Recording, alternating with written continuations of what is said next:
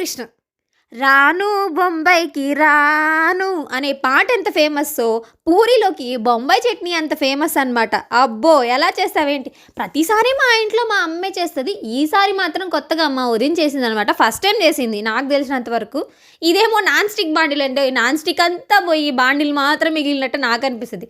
ఆయిల్లో తాలింపు గింజలు అన్నీ వేసేసి పచ్చిమిర్చి కట్ చేసుకున్న అల్లం వేసి వేయించేసిన తర్వాత కొంచెం కరివేపాకు, తర్వాత కట్ చేసిన ఆనియన్స్ కూడా వేసి వేయించుకుని దాంట్లో కొంచెం కల్లుప్పు వేసుకోవాలి. మోస్ట్లీ కల్లుప్పే వాడతాం మా ఇంట్లో.